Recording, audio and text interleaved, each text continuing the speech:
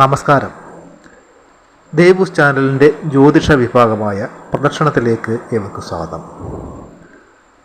പ്രദക്ഷിണത്തിൻ്റെ ഇന്നത്തെ എപ്പിസോഡിലൂടെ 2024 തിരുവോണം നാളുകാരുടെ ഗുണദോഷ ഫലങ്ങളാണ് വിവരിക്കുന്നത്.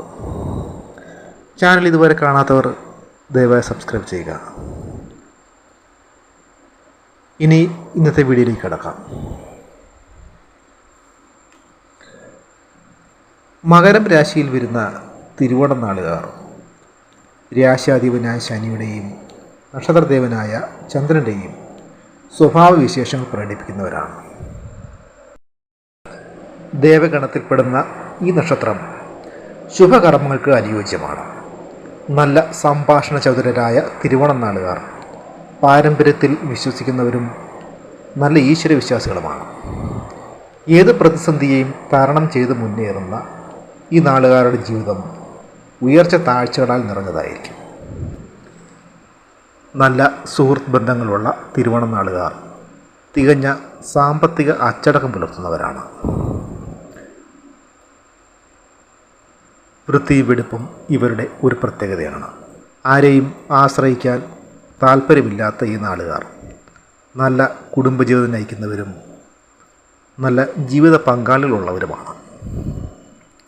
പ്രവർത്തനങ്ങളിൽ സത്യസന്ധത പുലർത്തുന്ന ഇവർ ലളിത ജീവിതം നയിക്കുവാൻ ഇഷ്ടപ്പെടുന്നവരും എല്ലായ്പ്പോഴും മറ്റുള്ളവരെ സഹായിക്കുവാൻ സന്നദ്ധരുമാണ്. പുറമെ ഗർവുള്ളവരെന്ന് ചിലപ്പോൾ തോന്നുമെങ്കിലും തികഞ്ഞ ശുദ്ധഹൃദയരാണ് തിരുവോണം നാളുകാർ. തിരുവോണം നാളുകാരായ സ്ത്രീകൾ നല്ല ഭർത്താവ്, നല്ല കുടുംബം, ഐശ്വര്യം എന്നിവയുള്ളവരും സൽസ്വഭാവികളും കുലീനത്വമുള്ളവരുമാണ്. സ്വന്തം ആദർശങ്ങളിലും വിശ്വാസങ്ങളിലും അടിയുറച്ച് വിശ്വസിക്കുന്ന ഇവർ ഇഷ്ടമില്ലാത്തത് കണ്ടാൽ വിട്ടു തുറന്ന് പറയുന്നവരും പ്രവർത്തന മേഖലയിൽ ശോഭിക്കുന്നവരുമാണ്.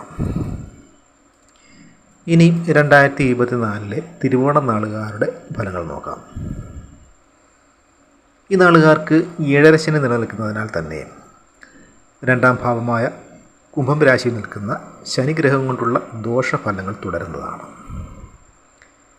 എങ്കിലും വ്യാഴത്തിൻ്റെ മികച്ച സ്ഥിതി ഗുണഫലങ്ങളെ പ്രദാനം ചെയ്യും. വർഷമധ്യം വരെ ഗുണദോഷ സമ്മിശ്ര ഫലങ്ങൾ നിലനിൽക്കുന്നതാണ്.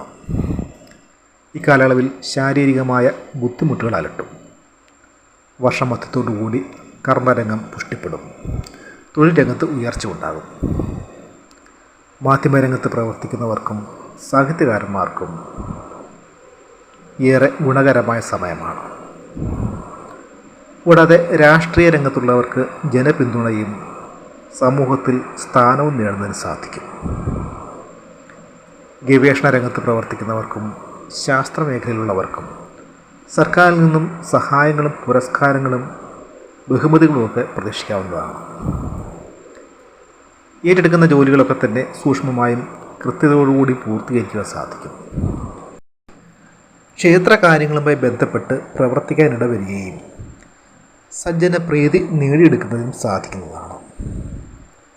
പിതാവിൻ്റെ രോഗങ്ങൾ വർദ്ധിച്ചു വരുന്നതിനാൽ വിദേശത്തു നിന്നും അവധിയെടുത്ത് നാട്ടിലേക്കും വരേണ്ടതായി വരും. ഉദരരോഗങ്ങൾ പിടിപെടുന്നതാണ്. സാമ്പത്തിക പ്രശ്നങ്ങളും കുടുംബത്തിലെ സ്വസ്ഥത കുറവും ഏറി വരും. മാനസികമായ സമ്മർദ്ദങ്ങൾ വർദ്ധിച്ചു വരും. സഹപ്രവർത്തകരുടെ അനിഷ്ടത്തിന് വിധേയനാകേണ്ടി വരുന്നത് മാനസിക വൈഷമ്യത്തിനിടയാക്കും. ഭൂമിയുടെ ക്രയവിക്രയങ്ങളിലും മറ്റും കാലതാമസവും നഷ്ടവും നേരിടുന്നതാണ്. തൊഴിൽ തേടുന്നവർക്ക് സർക്കാരിൽ നിന്നുള്ള താൽക്കാലിക നിയമനങ്ങളുടെ സാധ്യത കാണുന്നു. അധികമായ ചെലവുകൾ വന്നു ചേരുന്നതാണ്. മാതാവ് വഴിയുള്ള പൂർവിക സ്വത്ത് കൈവശം വന്നു ചേരും. പ്രണയവിവാഹങ്ങൾ നടക്കുന്നതാണ്. പല കാര്യങ്ങളിലും ബന്ധുമിത്രാദികളുടെ സഹായങ്ങൾ ലഭ്യമാകുന്നത് ആശ്വാസത്തിന് വക നൽകും. യാത്രാക്ലേശങ്ങളും അലച്ചിലുകളും രോഗസംബന്ധിയായുള്ള ആശുപത്രി ചെലവുകളും വർദ്ധിക്കുന്നതാണ്. മക്കളുടെ പെരുമാറ്റ രീതികൾ പലപ്പോഴും മനോവിഷമത്തിനിടയാക്കും. പുതിയ സൗഹൃദ ബന്ധങ്ങൾ സ്ഥാപിക്കുന്നതിലൂടെ ധനനഷ്ടം വന്നു ചേരാമെന്നതിനാൽ അത്തരം കൂട്ടുകെട്ടുകളിൽ ചെന്നുപെടാതിരിക്കുവാൻ കഴിവതും ശ്രദ്ധിക്കേണ്ടതാണ്. വർഷമധ്യത്തിന് ശേഷം അപ്രതീക്ഷിതമായ സാമ്പത്തിക നേട്ടം പ്രതീക്ഷിക്കാവുന്നതാണ്. വീടോ വസ്തുവോ വാങ്ങുന്നതിന് സാധിക്കും. പുതിയ പുതിയ ജോലികൾ ഏറ്റെടുത്ത് പൂർത്തീകരിക്കുന്നതിന് സാധിക്കുന്നതാണ്. വീട്ടിൽ ശുഭകർമ്മങ്ങൾ നടക്കുകയും സമൂഹത്തിൽ അന്തസ്സും ആദരവും നേടിയെടുക്കുന്നതിനും സാധിക്കുന്നതാണ്. കുടുംബത്തിൽ സമാധാനവും സന്തോഷവും നിലനിർത്തി പോകുന്നതിന് സാധിക്കും. മത്സര പരീക്ഷകളിൽ വിജയം നേടാൻ കഴിയുന്നതാണ്. തിരുവോണം നക്ഷത്രക്കാർ രാഹു, ശനി, കേതു എന്നീ ഗ്രഹങ്ങളുടെ ദശാകാലങ്ങളിൽ വിധിപ്രകാരമുള്ള ദോഷപരിഹാര കർമ്മങ്ങൾ അനുഷ്ഠിക്കണം. കൂടാതെ തിരുവോണം, രോഹിണി, അത്തം നക്ഷത്ര ദിവസങ്ങളിൽ ക്ഷേത്രങ്ങളിൽ തൊഴുത് പ്രാർത്ഥിക്കുക. നക്ഷത്രദേവനായ ചന്ദ്രനെ പ്രീതിപ്പെടുത്താൻ ആവശ്യമായ കർമ്മങ്ങൾ അനുഷ്ഠിക്കുക. ജാതകത്തിൽ ചന്ദ്രന് ബലമുണ്ടെങ്കിൽ ദുർഗാദേവിയെയും, ബലമില്ലാത്ത പക്ഷം ഭദ്രകാളിയെ പൂജിക്കുക. തിരുവോണവും തിങ്കളാഴ്ചയും ചേർന്ന് വരുന്ന ദിവസങ്ങളിൽ ക്ഷേത്ര ദർശനം നടത്തുന്നത് ഏറെ ഗുണകരമായി പറയുന്നു. കൂടാതെ രാശാധിപനായ ശനിയെ പ്രീതിപ്പെടുത്തുന്നതിനായി ശനിയാഴ്ച തോറും വ്രതം നോക്കുകയും ശാസ്താവിനെ ഭജിക്കുന്നതും ശനീശ്വര പൂജ നടത്തുകയും നക്ഷത്ര ദിവസങ്ങളിൽ അന്നദാനം നടത്തുകയും ചെയ്യുന്നത് ആയുരാരോഗ്യ സൗഖ്യത്തിനും സമ്പൽ സമൃദ്ധിക്കും ഉത്തമമായി പറയുന്നു.